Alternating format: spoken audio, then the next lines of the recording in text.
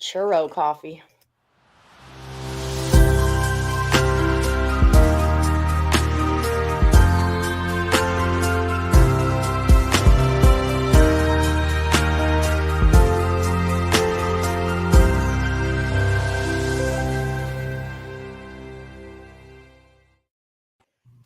Happy opening day, everybody. It's opening day of baseball season. We weren't even sure if we would get an opening day, and here we are on opening day. Yeah, we did it.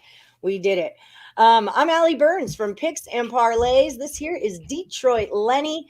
We're excited, people. And we've got a new promo, too. We've got a Masters promo, and it's for anyone who's interested in signing up with DraftKings. All right. So if you sign up with DraftKings and you bet $5 on the Masters, every time that Bryson DeChanbeau gets a birdie in the first round, they're going to drop an extra $25 into your account. So that is kind of a limitless. I don't want to say limitless. There's only so many holes and so many birdies, but it's a good spot to be in. It's a good spot to be in. So check it out.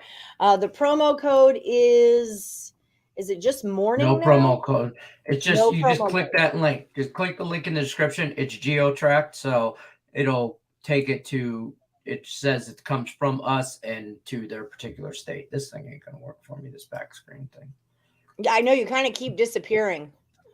Right, maybe not. It's because there's only light coming from this side of my room. Oh, so the other side is kind of dark unless I raise my hand into the light. But when it's down here, it's in the dark. See? Dark. It's the magic of production, people. It's the magic of production. I pull a rabbit out my ass. Oh, that'd be cool. We can do that with the magic of green screens. So a little bit of catching up. The three people that were in the last Woody, Brian Dance, Pedro Pimentel, and I Win You Lose. All three of you lost, so you all get one more pick in that last Woody. So just be notified of that. And then also, hi AJs, you're going with the Royals. And then also Ross Benjamin is going to be here in about 10 minutes or so to give us some opening day betting tips, some baseball betting tips. Hi, Matt Drake. Happy AJs. We're not going to start that going deep contest today. We're going to probably work on that and start it next week. So I don't have you in last Woody. So if that's your new contest bet, hold up on that till next week. By the way, I did make my first Nerfy bet. Did you? What is it? I went on it. It's the Brewers. It's the first game. I just took it. First Did it game already of the day. Start? Nope. Here it is, right here. I think it's at 11 our time or 11:30. Nerfy. But so I took the Nerfy in the first day of the game. That's going to determine my whole season. That's how I'm at. That's where I'm at. Oh shiz! What's it under? Game props? Yes. It's hard to find. Team to score. It's like minus 150. I don't see it. You got it's will there be a score in the first inning? No, it's minus 148 right now. I've got will there be extra innings?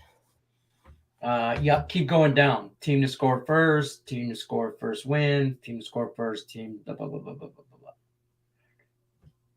blah. Will there be a score in the first? Okay, so no, there will not be. No.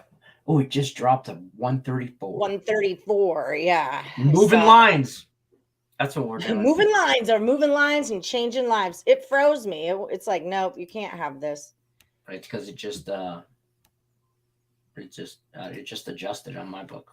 Don't tell me no. All right, I'll just keep that up. I took the two free picks, which Tim Earl had the over in the Pirates game, which I know it's supposed to be really, really windy, but I'm not sure about rain. I was talking to my friend Joe Loera, who, if you guys remember him from last year, hey Tate, hi Mr. Q.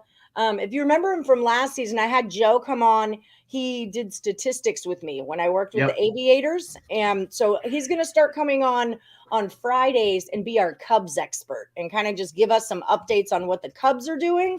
And I was kind of thinking it might be cool if we get a few Woodies or experts that are just focused on one team and come in once a week and give us a little update on what that team's doing. What do you think about that? Yes, I no? like it. I like it. Me like it. I'll give you all an update on the Tigers on a daily. Don't worry. Don't worry. I got you guys. I already got a Tigers guy, so just settle down there. Okay. No, I'm just kidding. So don't try and jump in, anybody. I got this job on lockdown. Ooh, AA is going Cubs, Brewers, no run first inning. Why can't I get this? You better let me bet on this. Because they're all watching my show, and now they're changing the lines. Hey, it's my show. It's our show. They're all watching me talk on your show. Okay. How's about that? I can accept that.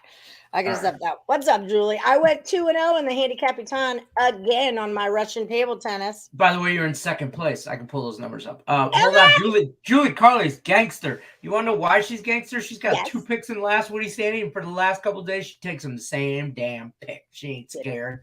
She ain't scared. Get it, She's coming at you. Allie Burns is in second place in the Handicap 10 just off Russian table tennis.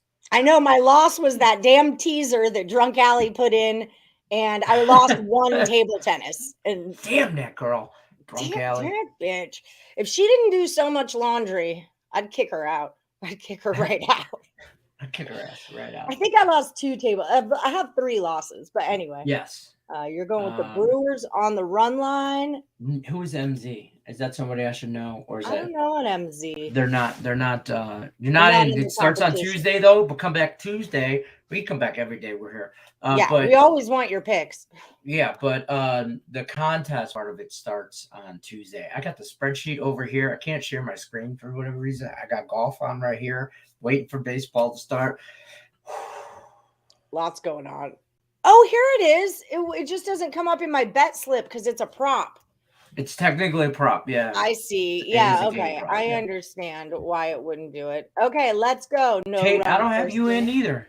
Oh, you're just saying Nerfy Reds game. All right. Yeah. Thank you. Hi, I haven't seen you in forever, Q. How's it going? Last Woody started on Tuesday, so we're just kind of cruising along here, but she likes the Cards minus a run and a half. I like that too. I think the Cards are going to beat up on the Pirates, and I like Wainwright a whole lot too. I'm going with the over 8. I already bet it. And then I bet the Reds on the run line. Reds plus 1.5 at minus 115. And I sprinkled that money line, just kind of fading the champs in this one. And the line was at Braves like minus 200. And then it started moving down to like in the 180s. Higgs liked it. So I was just kind of rolling on a Higgs pick there. Bill McDonald's going with the Brewers on the run line. Hey, baseball! Make sure when you guys, Sean Austin, baseball. Make sure you guys, when you say run line, just plus or minus a run. Yeah, I mean, I know the Brewers are. It's just like hockey. You know what I mean? Yeah, let us know because otherwise we have to look it up and it's a pain in the A and all that. Damn, Blues took you out. Those pinche Blues. Monday and yesterday again. Oh, Raymond. I can't win a last Woody standing to save my freaking life, but I can do Handicapper. Hi, Elliot V. Happy opening day, Elliot V. Detroit Lenny Pistons let you down yesterday. Oh, man, I clicked on at halftime of that Suns game. I got the Suns plus 26.5 points at plus 105. That was my best bet of the day right there.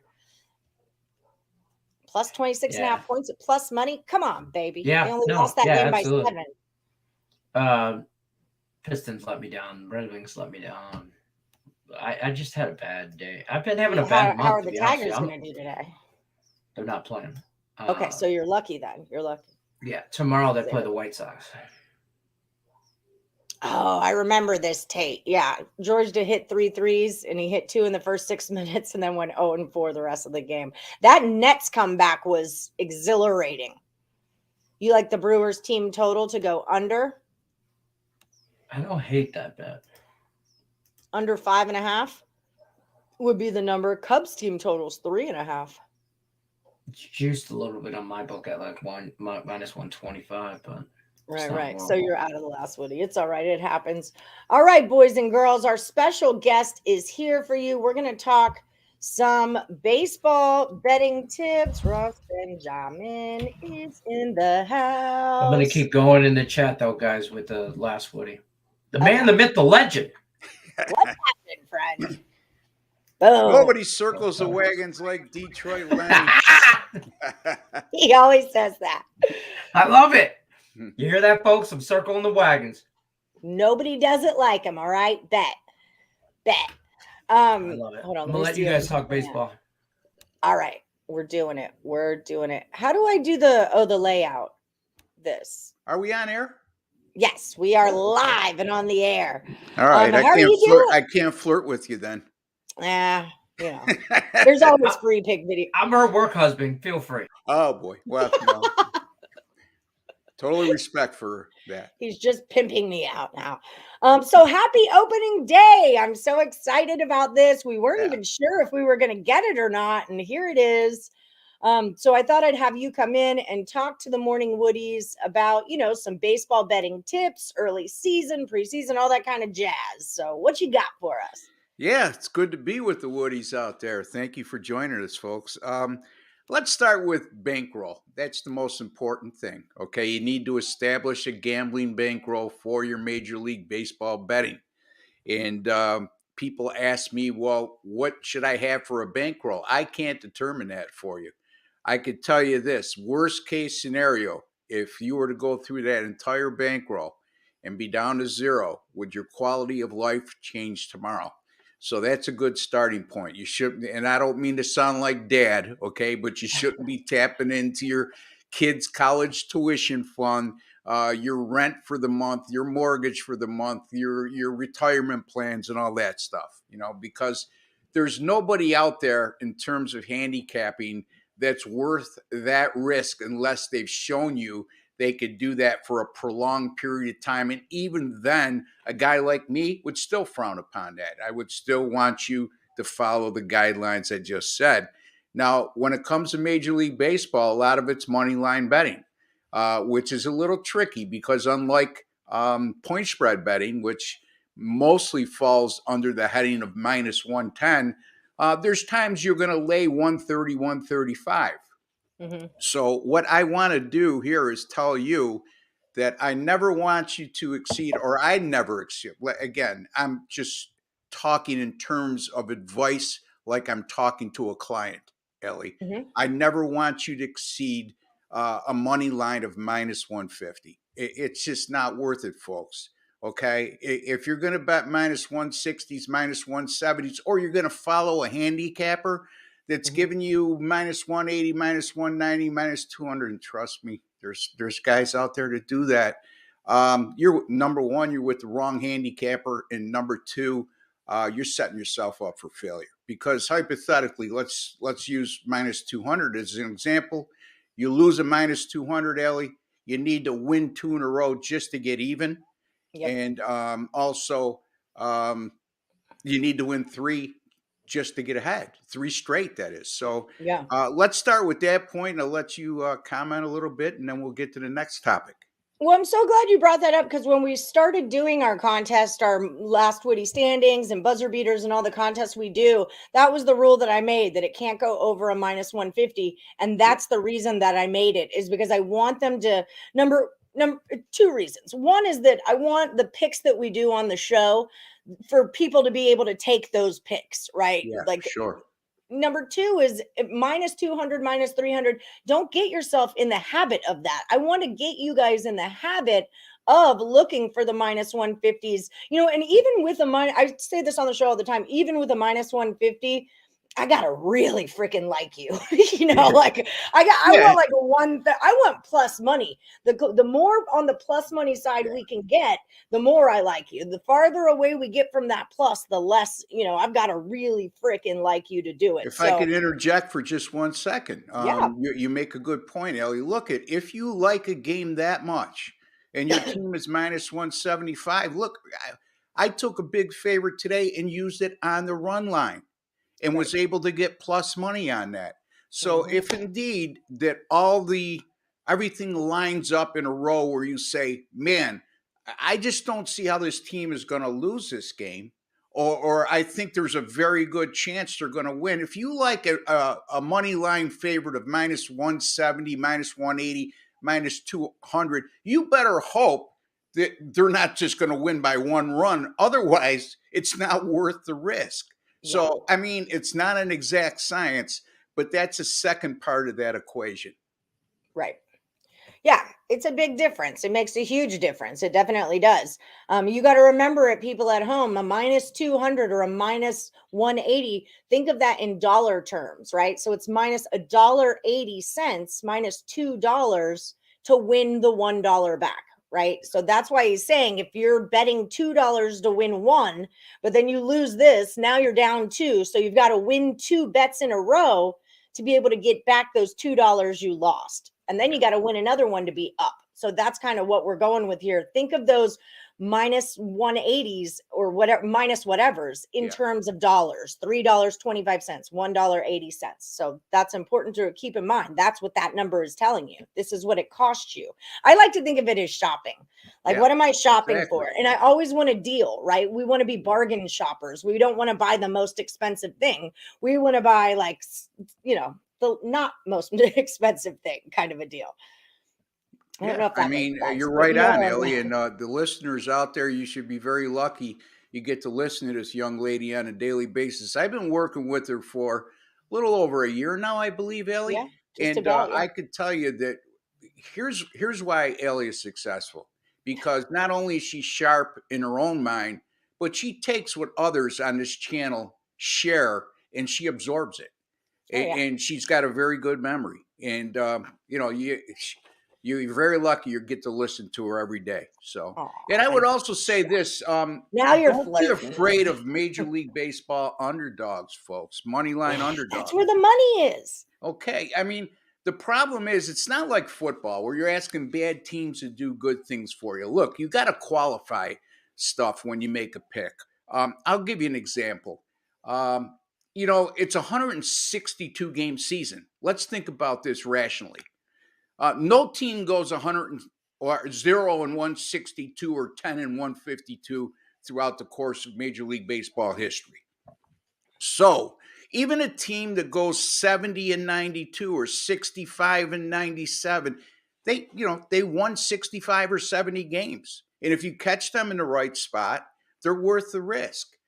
So I especially look for bad teams that have a red hot starting pitcher and are plus money. Because that starting pitcher is going to give you a great opportunity to at least be competitive in that game. And then you're looking for other factors above and beyond that. How has their bullpen been doing of late? Not over the season, because you rest assured any team that has a winning percentage of 400 or less usually has a terrible bullpen. But along the course of a long season, there'll be spots where that bullpen is pretty good for 6 or 7 games, right? Go ahead, Ellie. I'll let you add in on that.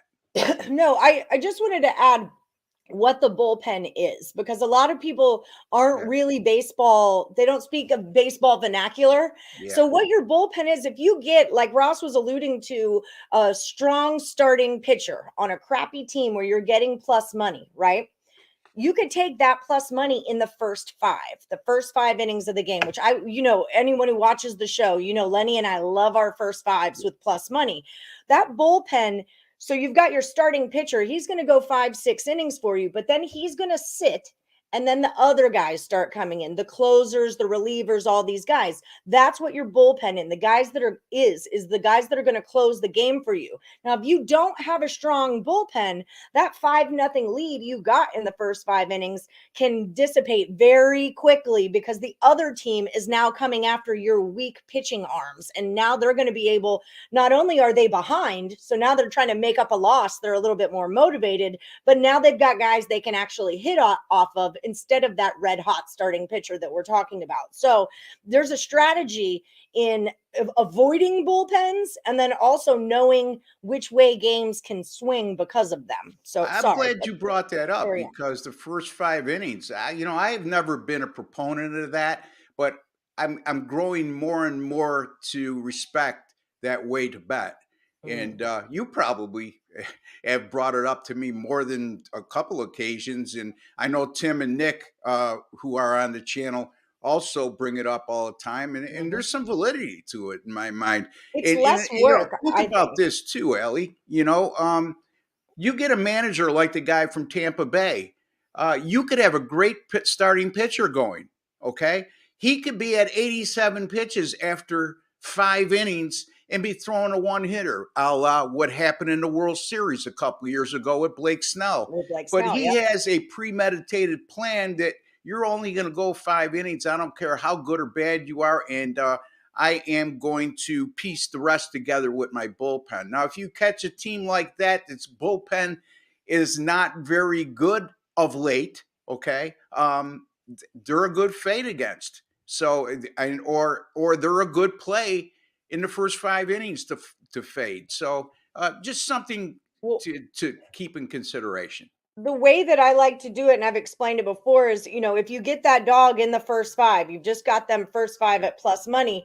If your calculations work out properly and your dog is now in the lead, your favorite will likely now be at plus money. So now you can get on that side of it and be in a spot where you can't lose money on either way, and you can win both bets.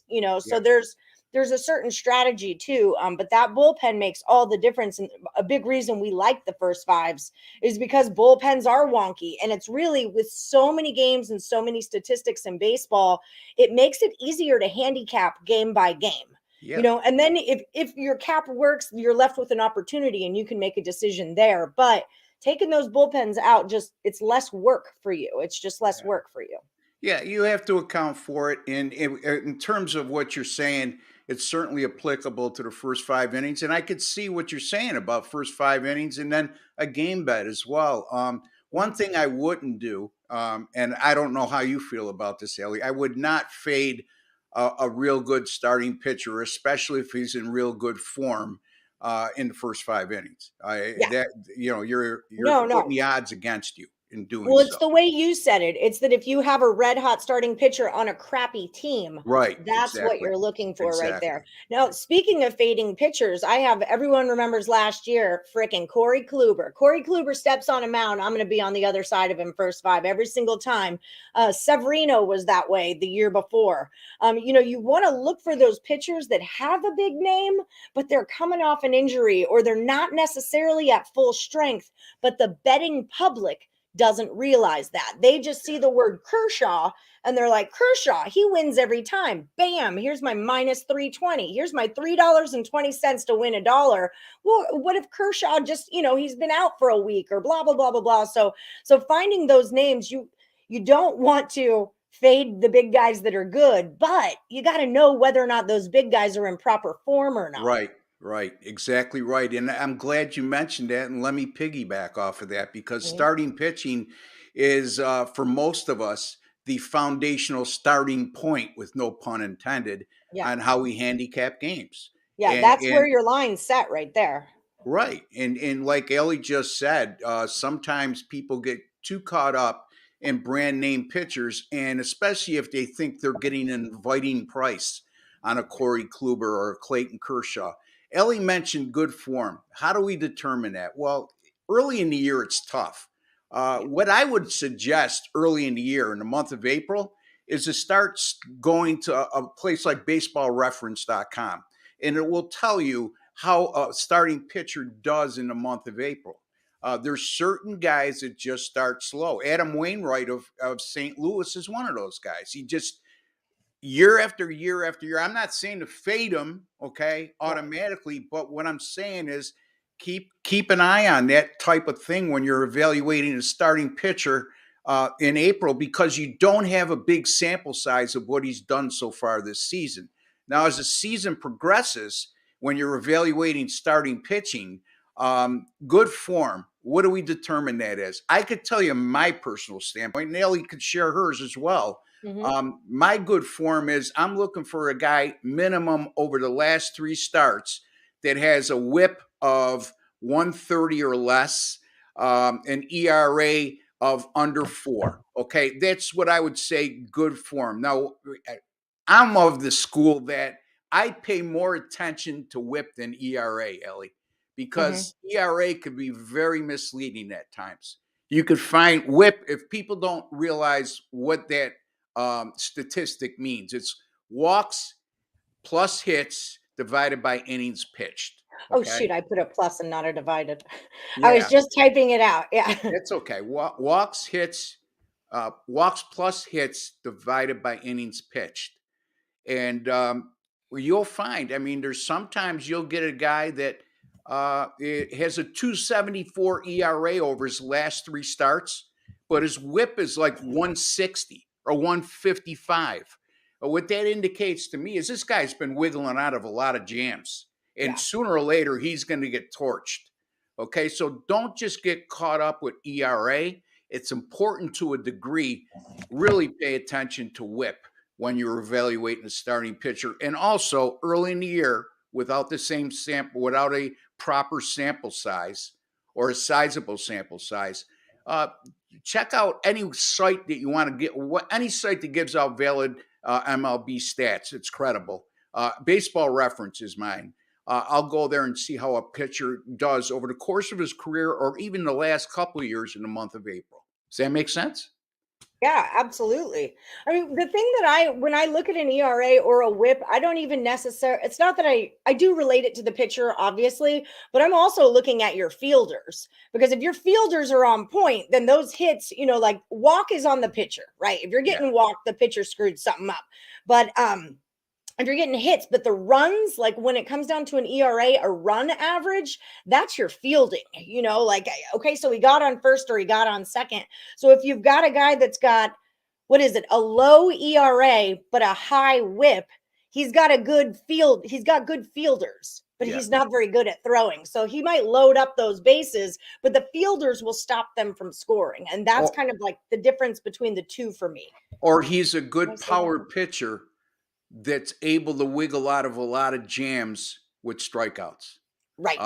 That's the other part of the equation. So I know I don't want to overwhelm the viewers, with all this stuff to consider, but if you can remember just a couple of these talking points, it'll make you a better MLB handicapper tomorrow than you were today. Yeah.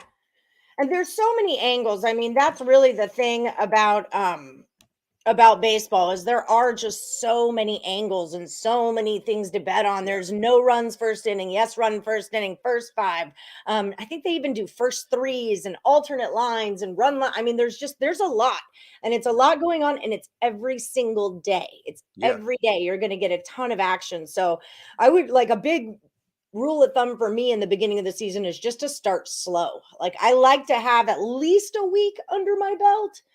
That way the whole starting pitching rotation, I kind of have them in stats. I see what's going on. And now I can compare like, oh, okay, so you gave up 1 and blah, blah, blah. You only pitched 2 innings.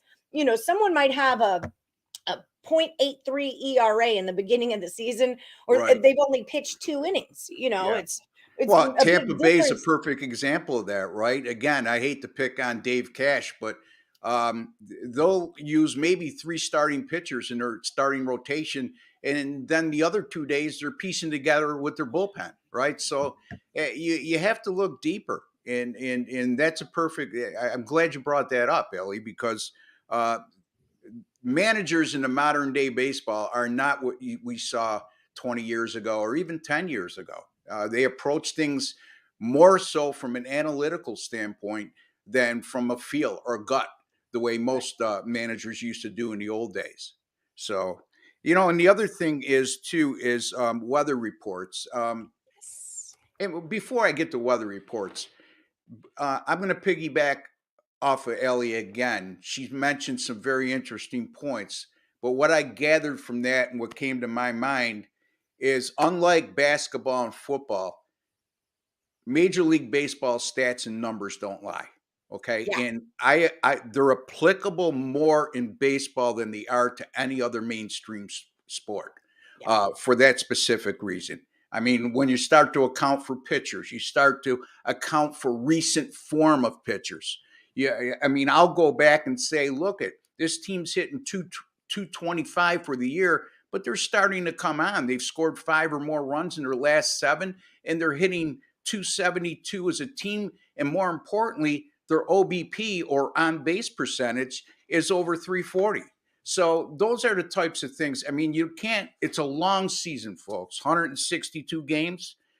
You get halfway through the year or 3/4 through the year, and you just start looking at season statistics and not recent statistics or recent statistical trends, your life's gonna be very difficult when betting on Major League Baseball. How are you with like I really like recent trends. Like in the last 5, they're Recent is the doing things. key, Ellie. That's Yeah, true. like what are they doing in their last 5? Are they just Yeah. jamming that ball Yeah. out of the park every single time? Are they, what are they doing? Is it always going under? Is it always going over? Pay attention to things like that. I know a lot of the Woodies who were with me last baseball season, I got out of my really stat heavy way of handicapping, and I kind of just started focusing on trends. This season, I'm going to kind of mush the two together. I'm going to do my stats, but with like the conscious outlook of looking for trends. When I first did it, it would be, these are my stats. What did these numbers tell me? Now I want to apply trends to those numbers and see how they all work. I just did this in basketball too. I took all my stats out of college basketball all last season, focused more on like trends and line movement. So next basketball season, I'm going to smush these two together. You guys always want to be growing, always be thinking and growing, get more tools in your handicapping toolbox, because there are so many angles and so many ways to do this. Yeah, and even team trends, say since last year, or over the last 2 years, over the last 3 years, you could pay attention to them as long as they make sense. Okay. Yeah. And Because I weather could in go on for ballparks don't change. Like the yeah, weather in Chicago is always going to be an issue, or the yeah, size of a ballpark will always be the same for overs and unders. But those team members aren't the same.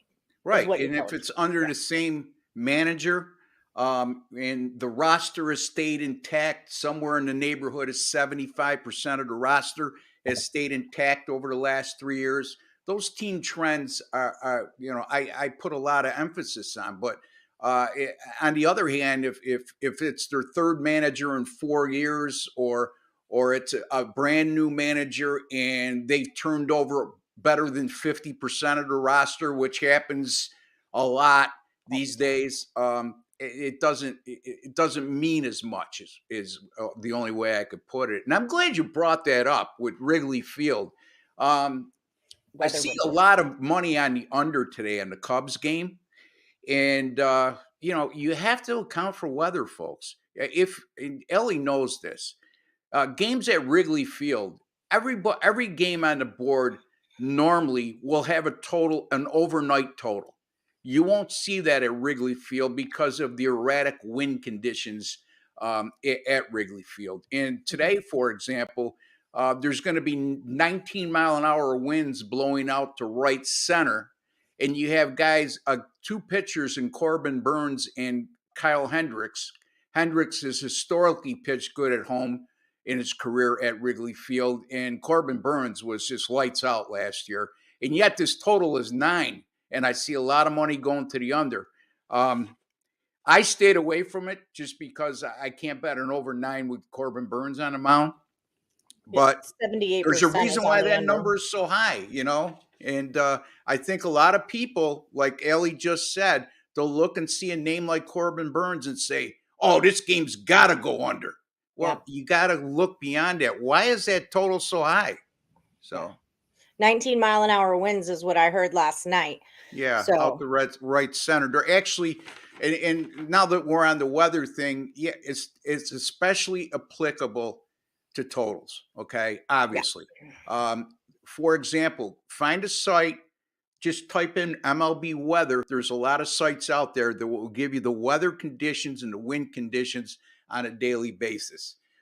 And why is that important? Well, I mean, for example, you have the game at Wrigley Field today.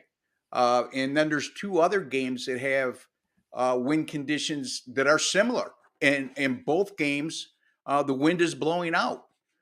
So Pirates is one.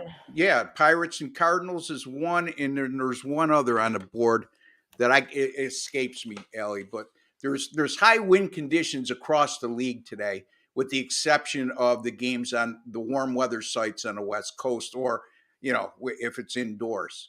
And the other reason to keep an eye on weather is if it's possible rain.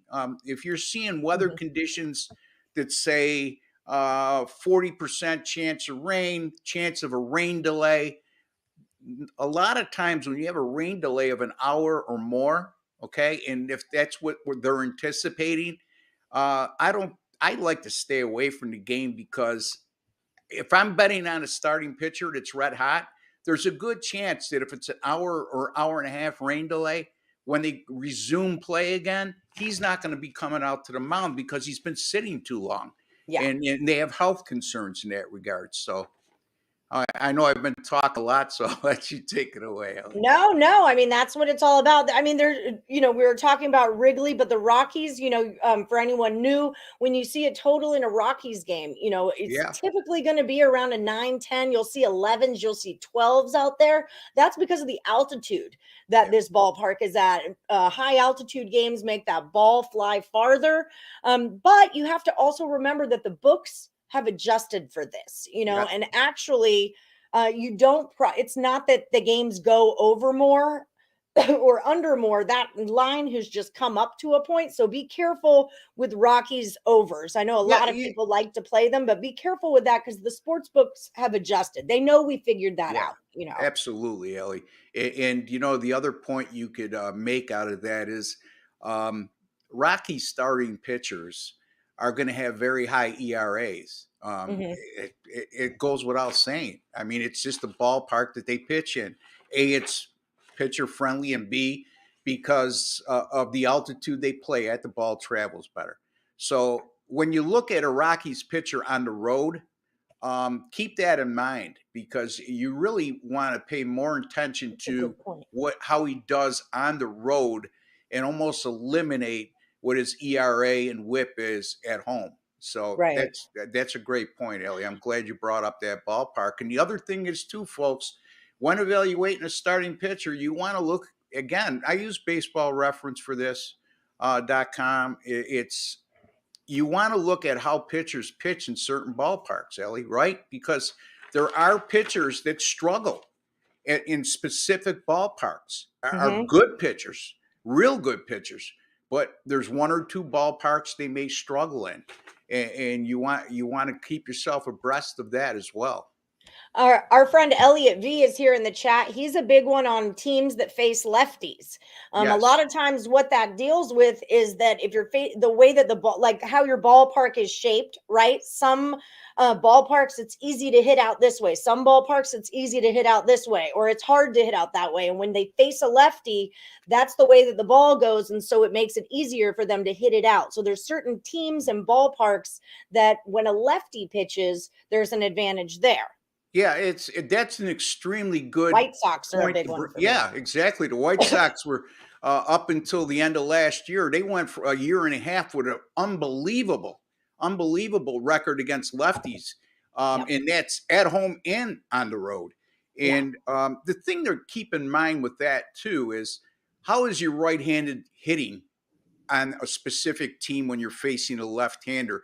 There are teams that hit better from the left side, and it's just common practice in Major League Baseball that when you face a righty, you stack as many lefties in a lineup as you possibly can, left-handed hitters, that is, and vice versa. You when you're facing a righty, you want to stack the lineup with as many left-handed hitters as possible. So that also comes into play. It's not always just about the dimensions of a ballpark. It's what the other side has in regards. You're right. Houston was really good against lefties. Chicago, the White Sox, and then there's teams that are terrible against lefties. That's a very good point by the viewer. Yeah. So there's, and I guess like the root of what we're really getting at here is that there are so many angles, and that's why it kind of brings us back to establish rules for yourself. Get your MLB bankroll. This is the amount of money I can screw around with. For me, like back in the day, it would always be on payday. Like it'd be, okay, I'll put $100 on payday into my account. And if I lose it before next payday, I have to wait until next payday before I can put it back in. Yeah. But hopefully it keeps on moving and keeps. I haven't re-upped my bankroll in a really long time. But there were times I'd have to do it, every single 2 weeks. Right. Every 2 weeks. I get it. I mean, we've all been there. You know what I mean? At some point, you made a lot of mistakes, and you either correct them by listening to people that know more than you or have been doing it longer than you, or you're somebody who's good at self-evaluating. which Yeah. you're a little of both, Ellie. And you really, I've always kind of taken it, well, in the last 4 years or so, I've always taken it as an investment into my education. It's like paying for Absolutely. college. I spent 8 years in college. I'm still paying student loans, but this is bankroll money. I don't think of it as like I lost. I feel like No. I invested it into Well, my education, because if you're learning from your mistakes, like not to exceed minus 150 money lines, I know they like to talk crap to me about that in the chat. I like to bet small. I'm not a big giant better. I like $5 bets, and I don't freaking care who knows it. I haven't re-upped my bankroll in doesn't make almost you a any year. less of a handicapper or smart better than the person who's betting 3,000 a game. And the Nope. other part of that equation when it comes to bankroll, you Mhm. establish a bankroll. I'm going to be hypothetical here. You have $1,000 betting bankroll. Mhm. That's really small in the grand scheme of things, and I don't Yeah. mean to make light of anybody who's in No. that category or less. It's okay. I'm just using it as a hypothetical number. You should never exceed more than 5% on any one bet. That's a good And tip. most times than not, you should be in the 3% to 4 percentile. 5%, I like to say, for example, 10-star top plays for me, I will bet 5% of my entire bankroll on that game. So So you've when got I say $100, that, you okay, put $5 on it, and that's the yeah. most you So do. if your bankroll's 1,000, or Mhm. in your case 100, you bet $5. Yeah. If it's 1,000, it's a $50 bet. See, And my thing, my roll keeps increasing, and yeah, then as soon as I increase my limit, it's something in yeah. the increase of the limit that starts screwing me. And it's like I'll get up to my 10s, my 15s, and then all of a sudden it goes the other way. And I think it's like excuse the term, but the trip over your own dick syndrome. Yeah. It's like when you're No. at your No. highest, that's when the devil comes for you. So you Yeah. get looser because you are winning, and then you are betting more, and then and then things for me personally in my head go wrong. I'm very comfortable in the $5 to $10 range. Yeah. This is Well, where I go. I When I get 15 and 20s, I lose money. yeah, So I hear again another great point, Ellie, and I didn't mean to cut you off there, but no. um I think people are guilty of, and it sounds like you were at one point, is when they get red hot, they get impatient and they say, oh, you know what? I could have been. Look, I went 65% over the last 3 weeks. I only made $300. Just think if I was betting X amount a game instead of the lesser amount, how much money I would be up. And then Yeah. they do that. And it took you 3 weeks to build that bankroll up from 1,000 to 1,700, say, and you dissipate that $700 because you all of a sudden came back to earth a little bit. So I there's two schools of thought to that. I Um, think of it in unit size. Like yeah, maybe well, like in yeah, a lot of my games, like if I'm screwing around with hockey or stuff I don't really know about, I'll do like $2 bets, right? Just to kind of get action and see, like learn from it, see how yeah, lines are, see what's going on, right? So say at the end of that day, if I only made $8, right? But I'm up 4 bets. I think of it in unit size that I'm up 4 bets. So, yeah. it's Yeah, all the way you think of it. units is But just really when it comes down to it, Ellie, think about it. I mean, units is the same thing as percent. I mean, yeah, if you're betting 1% of your bankroll, it's 1 unit. If you're betting 2% of your bankroll, it's 2 units. You could look at it in that aspect. yeah. And what I was going to say was there's two schools of thought when it comes to increasing your size of your bets. Number one, you don't. Okay, you say, you know what?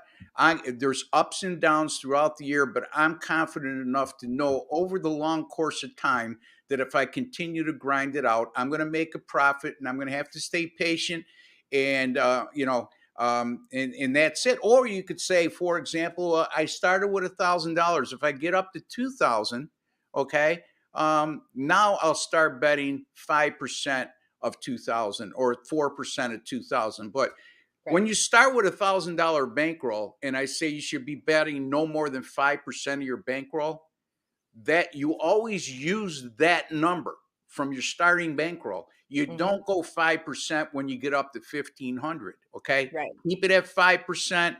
And if you want to increase down the road, set a number that if I get to this number, then I'm going to do 5% of 2,000 instead of 1,000, Right. for example. And if I get back down to 1,500, then I'm going to start doing 5% of 1,000 again, my starting Right. bankroll. But I would suggest get your starting bankroll, establish a number, and stick to it. Yeah. Because that's where you get in trouble. What Ellie just described. You get too hot or you chase when you're losing. And And that's the worst thing. I But know myself that I like a lot of action. So being yeah, able to like make smaller bets, I might only bet $2 or $3 a game, but I'll have like 20 freaking bets out. You know what I mean? Like yeah. I know that I like to be a little degenerate. I like to in play. I like to take tips, so I know that way I can spread it out more without taking Smart. a huge hit, It's hopefully. smart because you're overcompensating for your own vulnerability is what you're doing. Right. You know But what the I mean? other thing too is like I want people to know there's a lot of new bettors out there, and I get poked at all the time for being a smaller bettor. And I've been doing this a really long time. Like I've been betting on sports a long 5 years now. Focus betting, but I've been Yeah. doing this since I was like 20, like 20 No, I years get of it. this at the I same understand. time. There's nothing wrong with betting small. I think a lot of the new people coming in think that if you're not making $20 bet minimums, that you're not even really playing, Yeah. and that's not the case. Like be comfortable in yourself. That's why I'll preach it from the rooftop. I don't give one crap what you think about me and how much I bet, because I'm winning money and you're probably not, because you're betting these giant total, Yeah. so I don't give one crap. So if you're new at sports betting, take $100, that's $25 bets right there. You got 20 bets to see if you can gain a profit or not. And if you lose $100, you lose $100, so, or you can make five $20 bets and test your luck with that. So it's all in how you feel comfortable doing it. Don't feel like you're not doing it right if you're just learning things and dabbling around with smaller units. Well, that's why these free pick videos that we're doing on picksandparleys.net are important for the small bettors. Yeah. Because it's not worth you spending the money with me or some of the other great handicappers at picksandparleys.net, because you're going to pay more than it's just not worth it. It doesn't equate if you're betting $10 a game to spend $4.99 with Craig Trapp, or to spend $4.99 with Chip Chirimbus or myself for a month, because we'd have to go an astronomical win percentage just to get you to a break-even point, and that's unrealistic. So yeah, it's not our best picks that we give out on these free pick videos, but it certainly beats the alternative of just betting on your own as an inexperienced sports bettor. I would always encourage, if you're betting $100 a game or more, to really consider going with a professional. But if you're betting any less than that, there's nothing wrong with that. I mean, I'd be hypocritical, or Ellie would be hypocritical, to be professing use proper money management and then encouraging you to bet more than you're comfortable with or can afford. Well, and another thing with the comfort level is, and I see this through all kinds of people around me all the time, I freaking like sports. I don't want to hate this game. I don't want my stomach in a pit and pacing the house, because if I lose this freaking bet, it's just, like, I want to bet an amount where if I lose the bet, then if I lose the bet, it's fine. Like it's Yeah. okay. Sugar. I'll get them next time. Kind of like, Because oh shoot, otherwise we've only got emotion 10 gets. minutes left. Yeah, I understand, because that was one of the hardest things that I had to overcome as a young man in this business. Is I become so emotionally wrapped up in what just happened. You lost 2 games by a half a point. You went 1-2 instead of winning 900 on the night. You lost 750, whatever. And then you carry it over to the next day, and it clouds your thinking. I equate it to a doctor. Okay. And I've said this to Ellie numerous times. So excuse me, Ellie, because you've heard this a million times, but let me share this with a viewer. If you're a doctor, and again, I know it might not be a good analogy because doctors deal with life and death. Sports gambling is not life and death. Okay. The bottom line is, if a doctor has a patient that he's been attending to for years, or even the last couple months, and that patient happens to die, and he carries that emotion over to the next patient, it's going to cloud his thinking, and he's not going to make rational, sane, or sound decisions. It's the same thing with sports betting. You got to let it go. It's okay. I understand there's times where test your patience and you're going to get upset. But you have to try to stay on an even keel emotionally as best you can. If you find you can't do that, then it's not for you, really, honestly. So, or you could be like Ellie. Ellie knows that she gets real emotional when she bets more money. So how does she get around that? Okay, I want to bet a lot of games, but I don't want to be to the point where if I go 3-17 one day, that I'm going to be broke for the next 3 months. So what she does to overcompensate for her vulnerability, which is I would need to bet a lot of games, is say, okay, well, I'll just bet less money. So right, it's a marathon, I told my mother there's never going to be a day in my life where I stop betting on sports. I mean, there could be if I go broke and I wind up in an institution. Say? I could only imagine. I've heard a couple conversations because my mom will get on me. She's like, "Oh, with your $5 bet, you're so blah," and I'm like, you know what, sister, you know what? Yeah. There's never I am learning something. I am like in a process of trying to figure out my next level of handicapping. This is what I'm comfortable with. There's no reason to, Julie Carly won the last Woody. Holy cow. Oh, I've got to let you go, Ross. We've only got 8 minutes left to go. I'm sorry. Sorry. No, that was great. I had a great time. I hope the viewers take something away from the conversation that me and Ellie have, and you put it to good use. So thank you for watching, and thank you for having me. Yeah, and check out Ross Benjamin's premium plays at picksandparlays.net. Actually, we changed that promo code. It is now MLB. So head over to picksandparlays.net. Ross, what do you have for him over there for baseball season? Yeah, Major League Baseball. I got 2 picks up right now, a 10-star top play, and my MLB 10-star top plays last year, 42-23, 65%. And like I said, I don't exceed more than, actually in my case, I very rarely go over -140. So underdogs, totals, and small favorites, folks, 65% last year. And I have a run line top play up today, Ellie, 8-2 last year with my Major League Baseball 10-star top play run line plays. Yay. Excellent. All right. Well, I'm going to have you back on next week or the week after, whenever you're free. I want to keep this education moving along because baseball, like we said, it's a long season, lots of angles. So maybe next week we'll come back and we'll just focus on one specific angle and break it down the best we can. And we can keep doing that throughout the season if you're into that. Yeah, absolutely. I mean, we could even break down a whole card real quickly so you can see how we approach every game. Okay, we'll find a short way. Why we took this game or why we passed, Yeah. All right, I love you. Thank you so much, Ross. Guys, find Ross Benjamin at Picks and Parlays. Use that promo code MLB. I'll see you next week. Okay, so Julie Carly did win the last Woody. That's what happened there? Yeah, Julie Carly had 2 picks in, and so she won. So she won last week's last Woody standing. Okay, yay, Julie Carly. Get it, girl. Okay. I thought she had 2 in from Manic Monday, so that's where that kind of got lost in the wash. Yeah. Yep. My bad. Okay, so send the email, and then I'll send that to Craig. I hope you guys liked that, chatters, Morning Woodies. I hope you guys liked that. Lots of great info. That being said, sometimes it's worth it to bet on that heavy fave if you know he's just that much better. That's all in your personal style, but it will not accrue you money over time.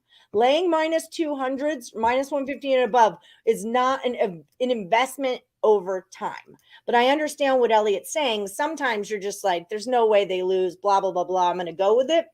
This is why I talk about having limits. You guys have seen me do it a million times. Like, ooh, that soccer play, I won on that soccer play. It's a -160. I can't do it, because I have a limit, -150, or I just don't mess with you.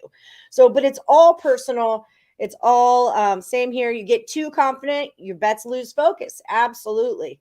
So, it's just your personal style of betting.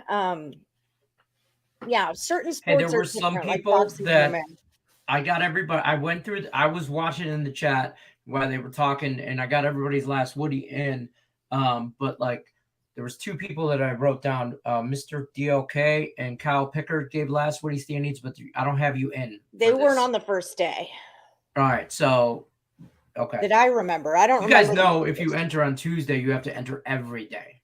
not just days that go on. I think sometimes they just forget which day it starts because Mr. DLK is pretty good at it. Like I know Mr. DLK and Kyle Pickard, but they might be thinking it's Thursday and we're starting a new contest. Yeah, because they haven't been in as long. Like they haven't been with us as recently. They've been here for a long time, but just not recently. Oh my God! Here's the Jock Diesel parlay of the day. No, thank you. Yeah, you're nuts, Jock. Okay, guys, we're gonna Jock get out Diesel. of If you're watching, stop tagging me in Facebook shit. Like every post you post is I'm tagging it.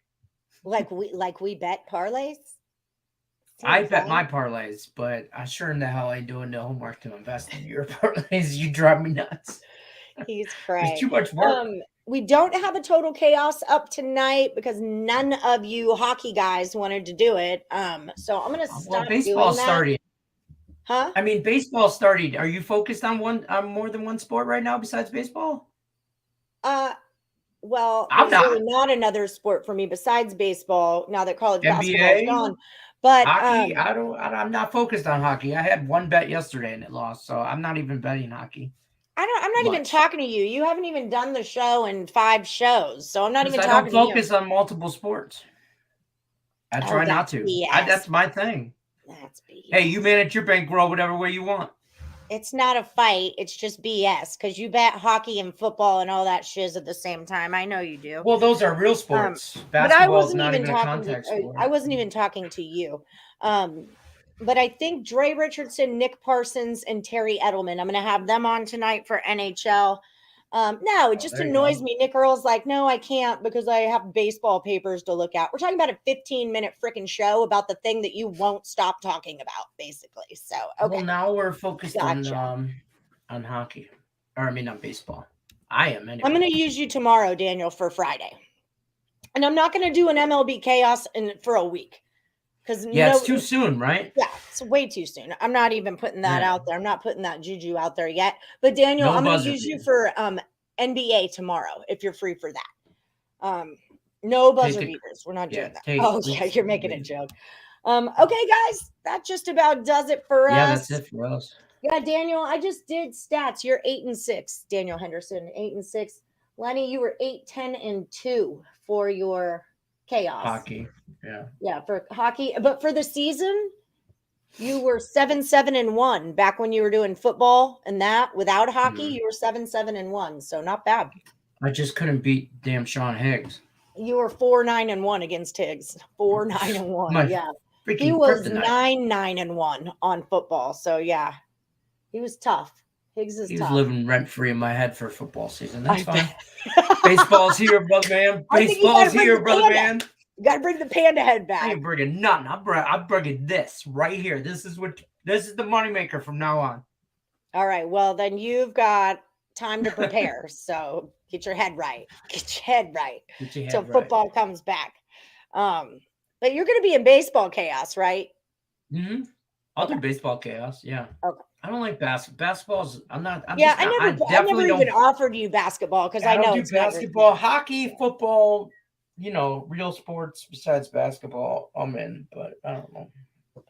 Fair. And then I think Daniel Henderson and Lex Steele are going to start doing a tennis, or we're going to come out with a tennis for them.